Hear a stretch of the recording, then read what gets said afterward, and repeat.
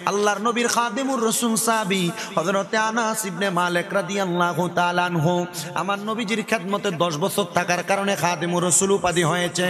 হযরতে আনাস ইবনে মালিক রাদিয়াল্লাহু তাআলা আনহু বলেন, আমি আমার নবীজির দরবারের মধ্যে একদিন দুই দিন ছিলাম না।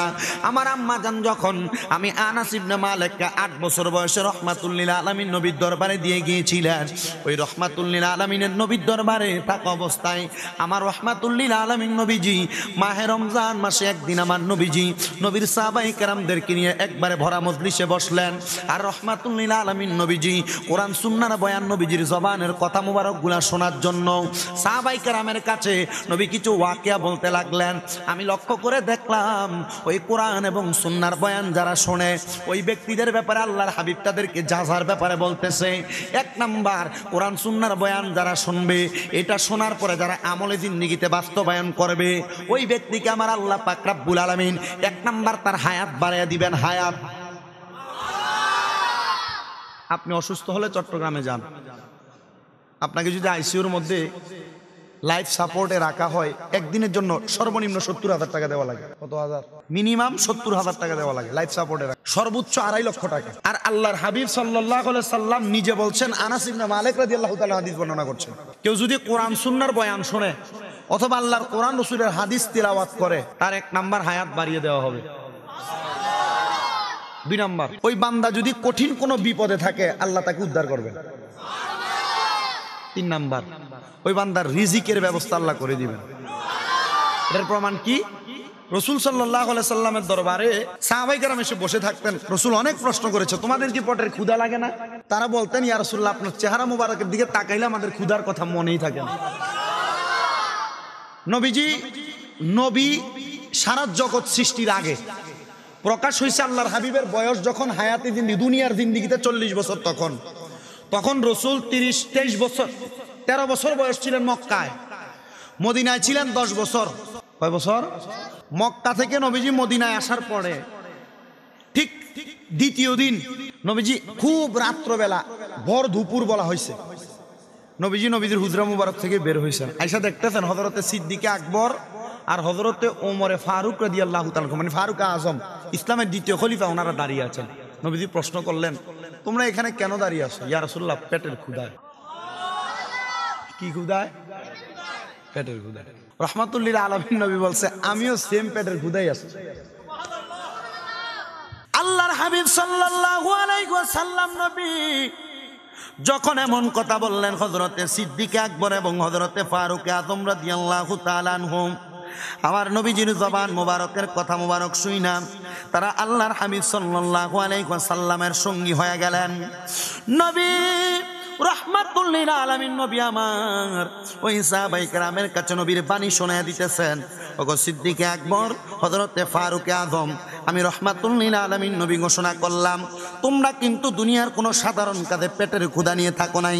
আমি রাসূল সাল্লাল্লাহু আলাইহি ওয়াসাল্লামের সাথে হিজরত করে তোমরা এখানে আসার কারণে তুমি হযরতে আবু বকর সিদ্দিক এবং হযরতে ওমরের পেটের ক্ষুধা তোমরা সহ্য করতে পারতেছ না। আল্লাহ পাক রব্বুল আলামিন এটার জন্য তোমাদেরকে উত্তম যাজা প্রদান করবেন। এ কথা বলে রাসূল সাল্লাল্লাহু আলাইহি ওয়াসাল্লাম মদিনার পথ ধরে আস্তে আস্তে হাঁটতেছেন। এমন টাইমে নবীর আনসারী সাহাবী হযরতে আনাস ইবনে মালিক রাদিয়াল্লাহু তাআলা আনহু সহ হযরতে আবু আইয়ুব আনসারী রাদিয়াল্লাহু তাআলা আনহু নাম আপনারা অনেকেই শুনেছেন। ওই আবু আইয়ুব আনসারী রাদিয়াল্লাহু তাআলা আনহুর হুজরা মুবারকের সামনে দিয়ে রাহমাতুল লিল আলামিন নবী হেঁটে হেঁটে চলে যাচ্ছেন।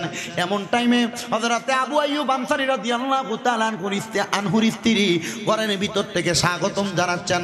আহলান ওয়া সাহালান দুয়ুফুল্লাহ দুয়ুফুর রহমান, ওগো আল্লাহর ঘরের মেহমান, আপনাদেরকে আহলান সাহালান বলে স্বাগতম জানাইলেন।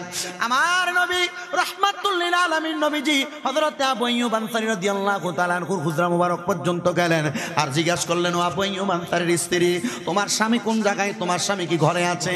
ইয়া রাসূলুল্লাহ, বৃষ্টির পানি সংগ্রহ করার জন্য অথবা ঝর্ণার পানি সংগ্রহ করার জন্য আমার স্বামী ঘরে নাই, ঘর থেকে বের হয়েছেন।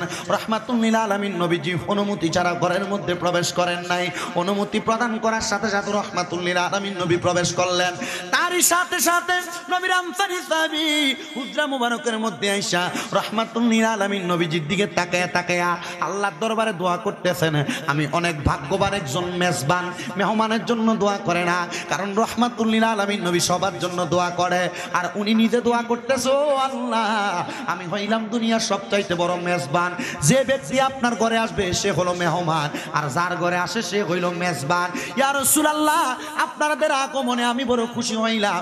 রাহমাতুল লিল আলামিন নবীকে বসাইয়া হাতের পানি থেকে তিনজনকে তিনটা পাত্রের মধ্যে পানি প্রদান করলেন। তারা পানিগুলা খেতে খেতে হযরতে আবু আইয়ুব আনসারী ওনার ঘর থেকে দৌড় মাইরা নিজের বাগান থেকে 3 রকমের খেজুর আনলেন। 3 রকমের খেজুর, একটা শুকনা খেজুর, আরেকটা পাকা খেজুর, আরেকটা কাঁচা রকমের খেজুর।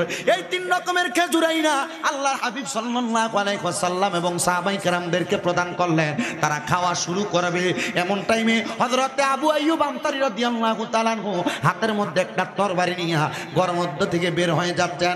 আল্লাহর হাবিব সাল্লাল্লাহু আলাইহি ওয়াসাল্লাম হযরতে আবু আইয়ুব আনসারী রাদিয়াল্লাহু তাআলা আনহুর দিকে তাকাইয়া খামোশ শব্দ ব্যবহার করলেন। রাহমাতুল লিল আলামিন নবী যখন এমন কথা বললেন, আবু আইয়ুব আনসারী দাঁড়ায় গেলেন ঘরের দরজার মধ্যে। আল্লাহর হাবিব সাল্লাল্লাহু আলাইহি ওয়াসাল্লাম বলতেছেন, ও আবু আইয়ুব আনসারী, কোন জায়গার মধ্যে চলে যাচ্ছ? ইয়া রাসূলুল্লাহ, আমার ঘরে যে মেহমান আগমন করেছে এর চাইতে দামি কোনো মেহমান হইতে পারে না। আপনি হইলেন আমার কাছে দুনিয়ার সবচাইতে শ্রেষ্ঠ মেহমান, জান্নাতি মেহমান। ও মায়ান নবী, আপনাদেরকে মেহমানদারি করার জন্য আমি একটা বকরি জবাই করার জন্য যাচ্ছি।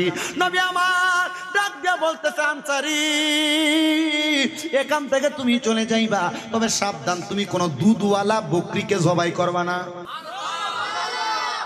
কিওয়ালা মানে যে বকরি দুধ দেয় তুমি এটাকে জবাই করবা না। বলে কেন?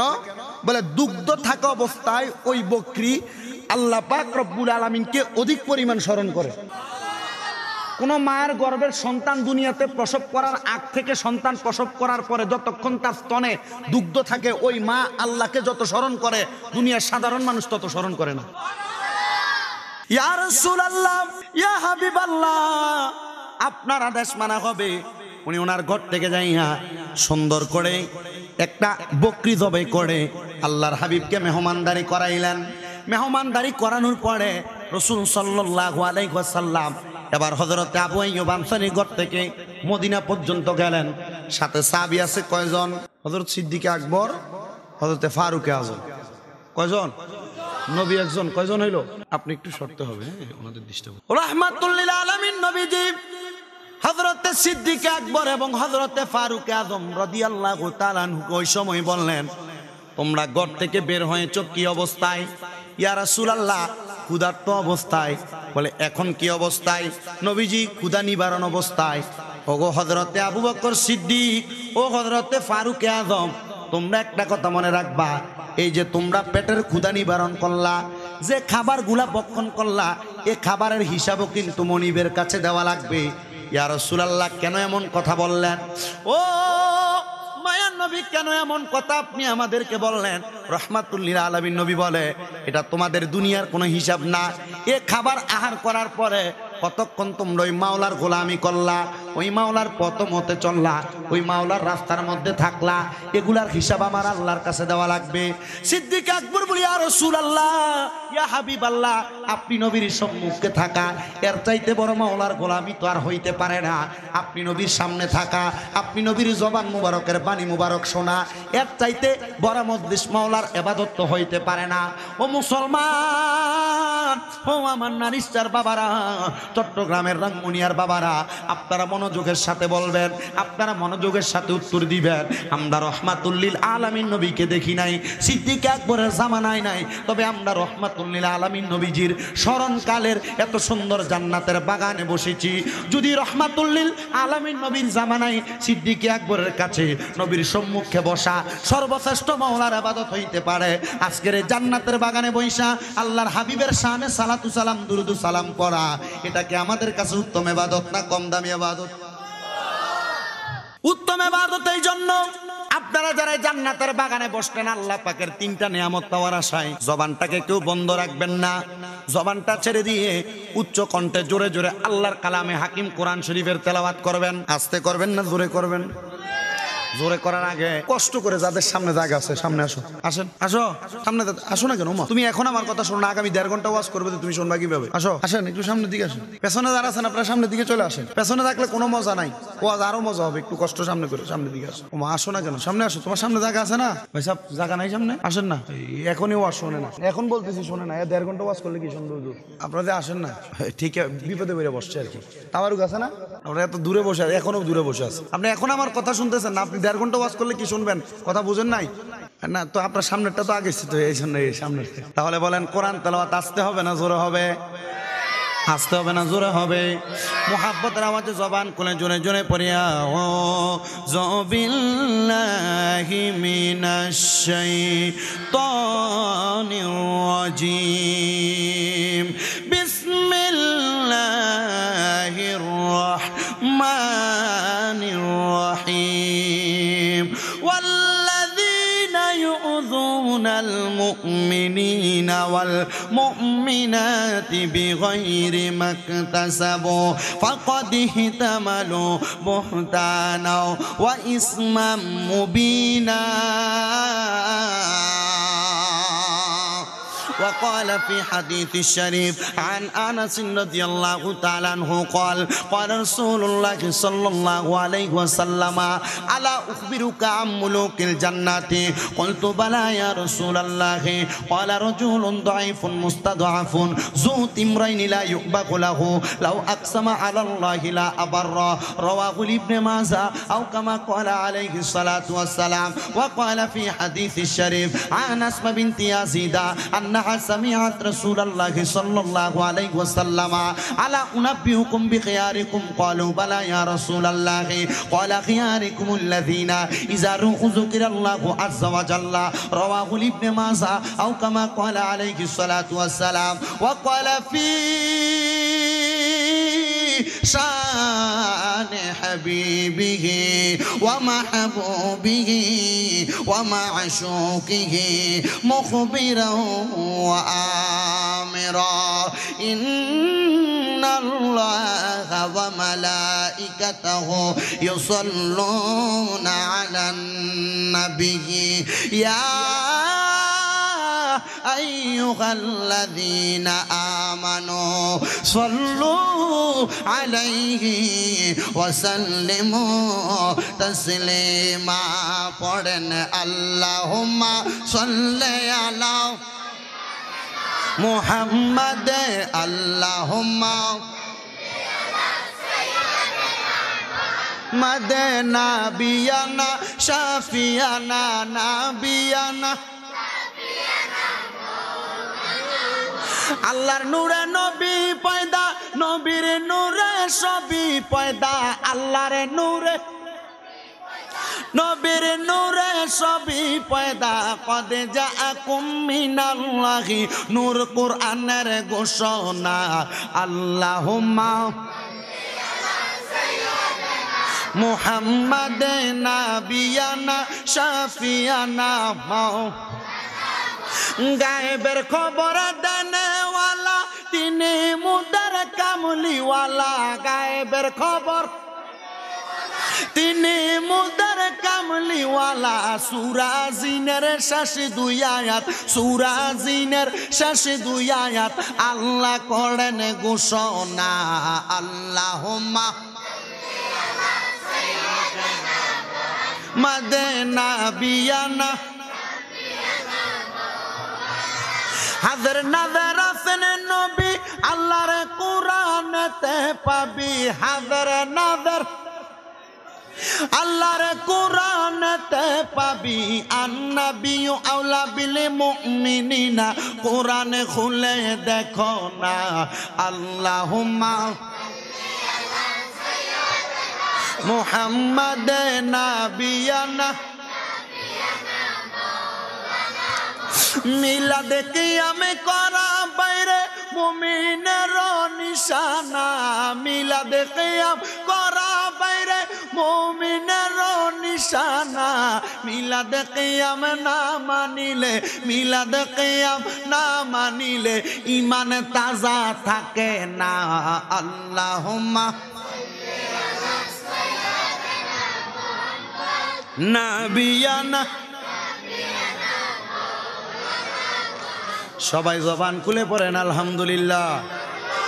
মুআজ্জাজ মুহতারাম, এই জান্নাতের বাগানে সম্মানিত উদ্বোধক আপনাদের নারিশচা পশ্চিম পাড়া জামে মসজিদের সম্মানিত খতিবে মুকাররম মাওলানা সিরাজুল মুস্তাফা হাশিমি সাহেব, সম্মানিত বিশেষ ওয়াইজিন আপনাদের সুপরিচিত মুখ মাওলানা মোহাম্মদ হাফিজুর রহমান আল কাদিরি সাহেব, সম্মানিত বিশেষ ওয়াইজিন মাওলানা সৈয়দ কৌসারুল আনোয়ার সাহেব সহ সম্মানিত আজকের মাহফিল ইন্তেজামিয়া কমিটি, মুহিব্বানে পাক পাঞ্জাতন সোসাইটি ক্লাব, নারিশচা, পদুয়া রাঙ্গুনিয়া এবং ডাইনে বামে সামনে পেছনে মাইকের আওয়াজ শুনছেন দাড়ি পাকা মুরব্বী বাবারা, যুবক নজওয়ান ভাইয়েরা, ছোট ছোট মাসুম বাচ্চারা, পর্দার অন্তরালের মা বোনেরা, আবারও সালামের জবাব দেন, আসসালামু আলাইকুম রহমতুল্লাহি ওয়া বারাকাতুহু।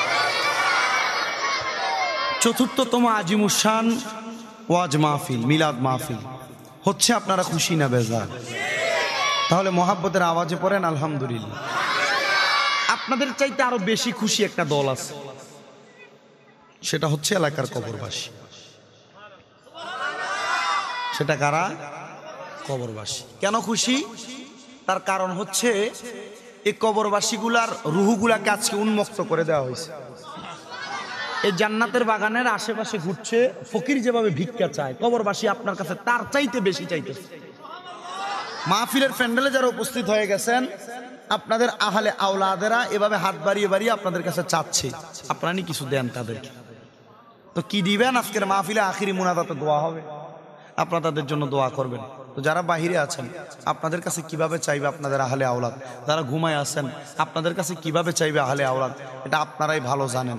তবে আমরা যারা এখানে এসেছি, আল্লাহ আমাদের মাধ্যমে আমাদের আহলে আওলাদ যারা কবরে, প্রত্যেকের কবরে নাজাতের পয়গাম জারি করে দেন, পড়েন আল্লাহুম্মা আমিন। আমি একটা আয়াতে কারিমা তেলাওয়াত করেছি, যেহেতু আজকের মাহফিল মুহিব্বানে পাক পাঞ্জাতন সোসাইটি ক্লাব, পাক পাঞ্জাতনের নামের এত সুন্দর একটি ক্লাব সংগঠন ওনারা পরিচালনা করেন। আমাকে বলছেন হুজুর দোয়া করবেন যেন সংগঠন আমরা যুগ যুগ ধরে পরিচালনা করতে পারি। আমি তো দোয়া করলে হবে না, আপনারা বড় বড় হুজুর রাখছেন, ওনারা দোয়া করবে আপনাদের জন্য, আমি ওনাদের ছাত্র তুল্য। তবে আমি এতটুক হয়তো মুসাফির হিসাবে একটা কথা বললে আল্লাহ কবুল করবেন কিনা আল্লাহ ভালো জানে। আহলে বায়াত খোলাফায়ে রাশিদিনদের স্মরণের এই মাহফিলে যে আয়াত আমি তেলাওয়াত করেছি, আল্লাহ কোরআনুল কারীমে বলেছেন ওয়াল্লাযীনা ইউযুনাল মুমিনিনা ওয়াল মুমিনাত, এবং যাহারা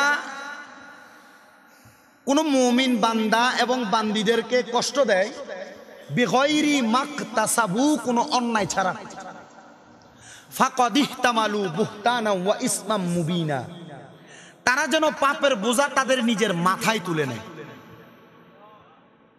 নাউজুবিল্লাহ বলেন না? আচ্ছা আপনারা বলেন তো, আপনাদের এই এলাকায় কি মানুষ কি এগুলা না আরো আছে? পুরুষ মানুষ আর নাই? কিন্তু শুধু আপনারা এখানে উপস্থিত হয়েছেন তারা যাদেরকে কবুল করেছেন আল্লাহ। এখন আপনার দ্বারা যদি কোনো মুমিন মানুষ কষ্ট পায়, সে আপনাকে কিছু বলে নাই, কিন্তু পাপের বোঝা আপনার মাথায় আছে। আপনার দ্বারা যদি কোনো মুমিন নারী কষ্ট পায়, সে আপনারে মারে নাই, বদদোয়া দেয় নাই, আঘাত করে নাই, ফিরতি কিছু করে নাই, তবু আপনার মাথায় কি আছে? পাপের বোঝা আছে।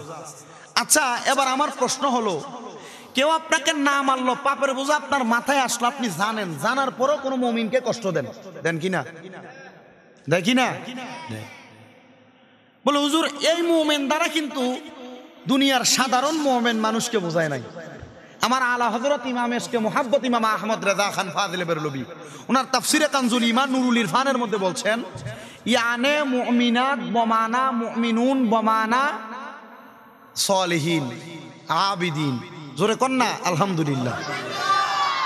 ওই বান্দাদেরকে বুঝাইছেন যারা দুনিয়ার জমিনের ভিতরে আল্লাহর ইবাদত করতে করতে তাদের মাকাম আবেদের দরজায় নিছেন।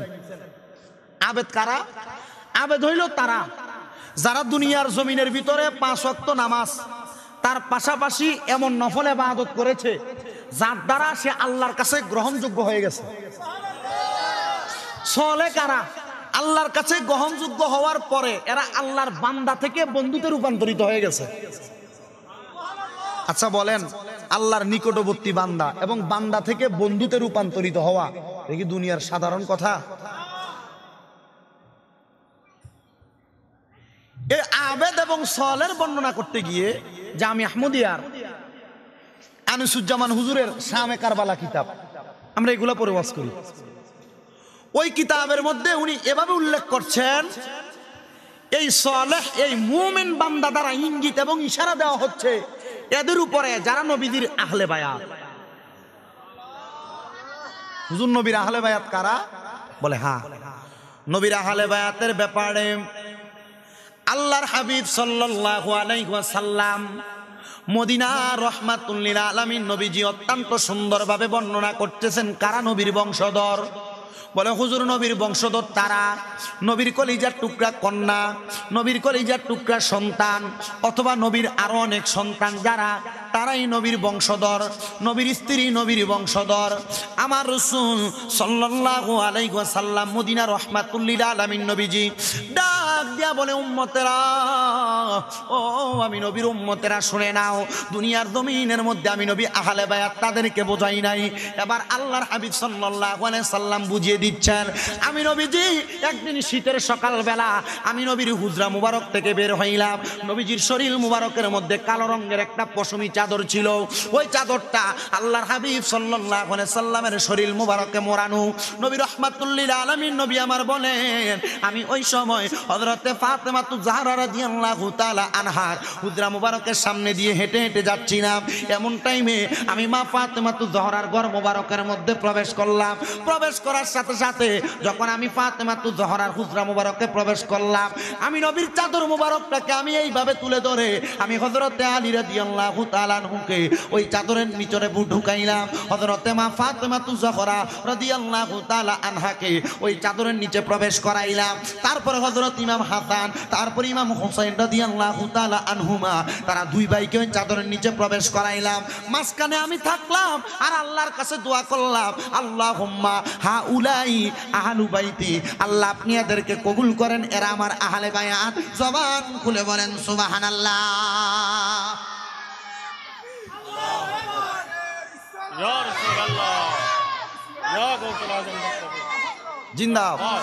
আমার নবী রাহমাতুল লিল আলামিন নবীজি যখন এই চাদর মোবারকের ভিতরে ঢুকাইয়া নবীর বংশধর নবীর আহলে বায়াতদেরকে নিয়ে মন দোয়া করলেন। আমার নবীজির একজন স্ত্রী মা ফাতেমা জাহরা রাদিয়াল্লাহু তাআলা আনহার হুজরা মুবারকের মধ্যে ছিলেন। ওই চাদরটাকে আলগি দিয়া ওই নবীজির স্ত্রী ওই চাদরের নিচে প্রবেশ করতে চাইলেন।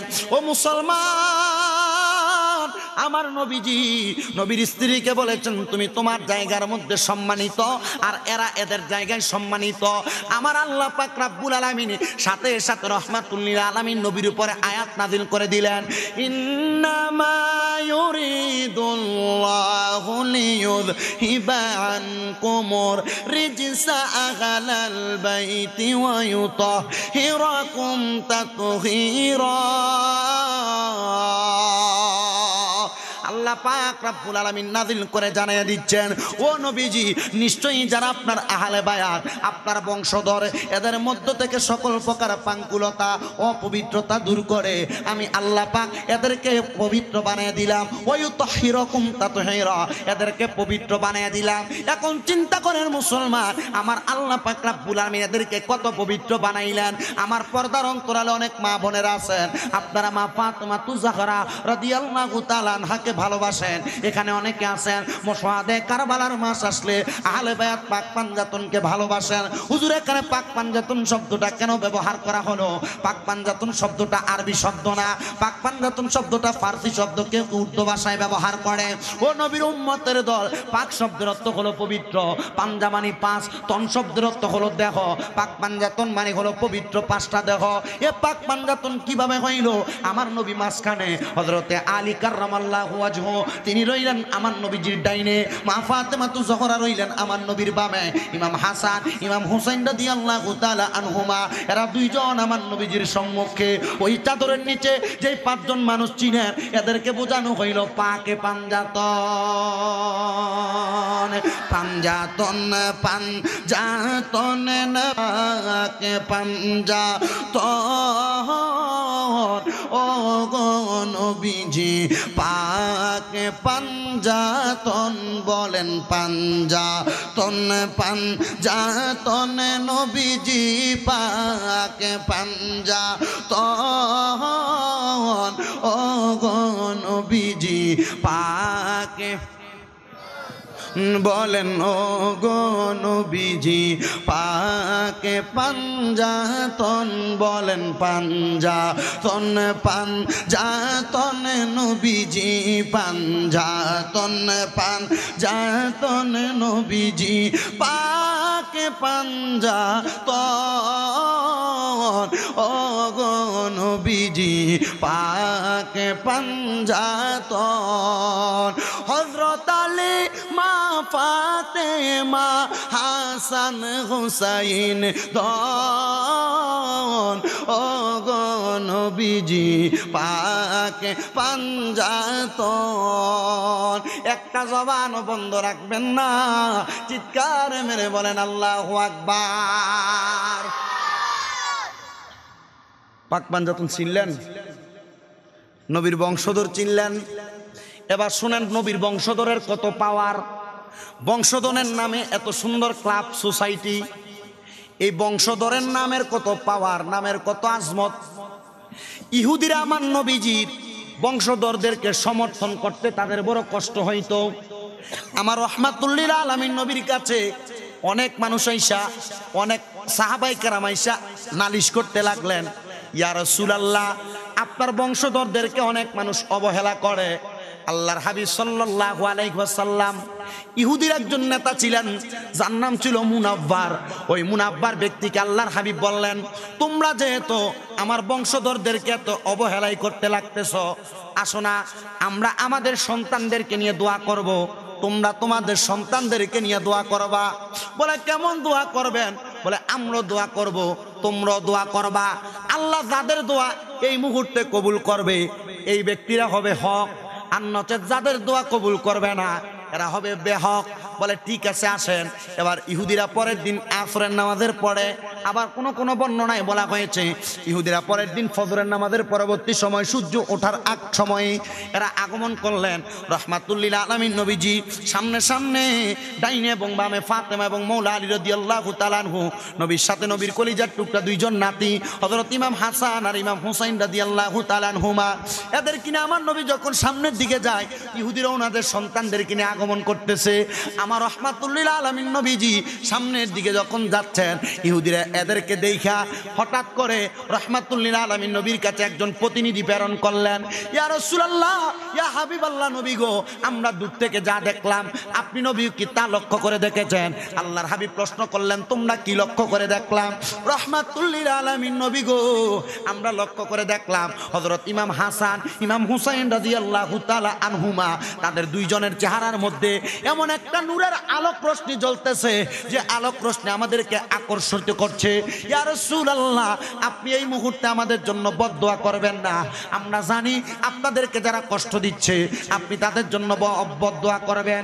রাসূল সাল্লাল্লাহু আলাইহি ওয়াসাল্লাম নবী বলেছেন, আমি রাসূলকে আমার আল্লাহ বদদোয়া দেওয়ার জন্য এই দুনিয়ার জমিনে প্রেরণ করে নাই, শুধু দুনিয়াতে প্রেরণ করেছেন হুয়াল্লাযী আরসালা রাসূলাহু বিল হুদা ওয়া দীনিল হক লিইয়ুযহিরাহু আলা দ্বীনি কুল্লিহি ওয়ালাউ কারিহাল মুশরিকুন। দুনিয়ার জমিনের মধ্যে সত্য ধর্ম এবং হেদায়েতের বাণী দিয়া পাঠাইছে।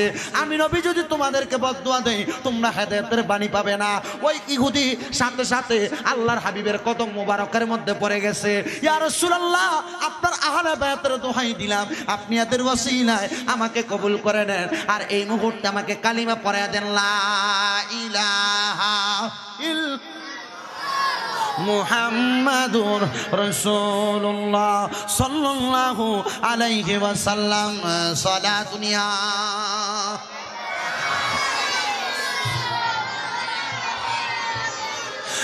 সালাতুন ইয়া রাসূলাল্লাহ জামালে আশিকা বাশদ মুহাম্মদ, খেয়ালে ও বড়া বাশদ আহমদ। সালাতুন ইয়া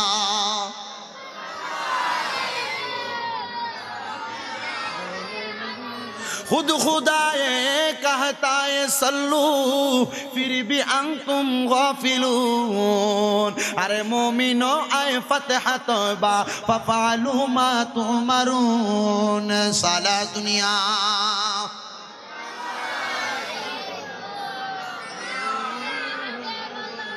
আহলে বায়াতের মর্যাদা, আহলে বায়াতের সম্মান, আহলে বায়াতের পাওয়ারের ব্যাপারে বুঝলেন। আমি গুনাহগার মানুষ, বেশিক্ষণ ওয়াজ করি না, যতক্ষণ করি অতক্ষণ দিয়ে একটা কথা বলার চেষ্টা করি।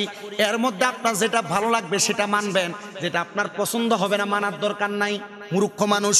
এই জন্য বাবাজিরা আহলে বায়াতের কথাটা বলে শেষ করলাম, পাক পাঞ্জাতনের কথাটা বলে শেষ করলাম। আমাকে সর্বপ্রথম নাম কি আপনার? এনাম ভাই। এনাম ভাইয়ের ঘরে যখন গেলাম সুন্দর করে চা খাওয়াইছেন, আবার কি যেন একটা মিষ্টি পেটিস খাওয়াইছেন, সাথে বন ছিল, 2 রকমের বিস্কিট ছিল, চানাচুর ছিল। খাওয়াইয়া দাওয়াত দিছে যে ছেলেটার নাম কি কি এরশাদ না আপনি আলম কি? আচ্ছা, যে দাওয়াত দিছে এ বলছে হুজুর আমাদের সংগঠনটা আহলে বায়াতের সংগঠন, খোলাফায়ে রাশিদ এবং সিদ্দিক আকবরের ফাতেহ উপলক্ষ আমরা করি, আবার সোহাদে কারবালার মাহফিল আমরা করতে পারি না, একসাথে করে ফেলি। হুজুর এ সব মিলে একটু ওয়াজ করবেন। তো সব মিলে যদি ওয়াজ করতে হয়, আহলে বায়াতের ওয়াজ করে শেষ করার মতো সামর্থ্য আমার আছে নাই। যতক্ষণ পর্যন্ত প্রত্যেকটা বিষয়ের উপর টাচ দিব, হুজুর আপনার মা বাবার ওয়াজ খুব সুন্দর, ওইগুলো একটু করে যাবেন। আমি চেষ্টা করব সামান্য সময়ে প্রত্যেকটা বিষয় একটু একটু টাচ করার জন্য। শুধু আপনারা মনোযোগের সাথে শুনবেন, শুধু শুনে এখান দিয়ে ঢুকাই ওখান দিয়ে বের করে ফেলবেন এমন না। আহলে বায়াতের কথা শুনেছেন, এই আহলে বায়াতের মর্যাদা সম্মান তাআযীম করা লাগবে না? সবাই জি বলে নাই। আপনারা যারা বাইরে আছেন আপনারা মনে হয় খুব একবার আরামে আছেন, আছে দোকানে অনেকে আছে। আহলে বায়াতের সম্মান তাআযীম করা লাগবে কিনা? কি শুধু মুহররম মাস আসলে, কারবালার মাস এটা ওই মাসে শুধু, নাকি 12 মাস করা লাগবে কিনা? আজীবন করা লাগবে। আল্লাহ এদের করার সম্মান তাআযীম করার তৌফিক দান করুন। আসেন একটু মুহাব্বতের আওয়াজে দুরূদ শরীফ আদায় করি। সালাতুন ইয়া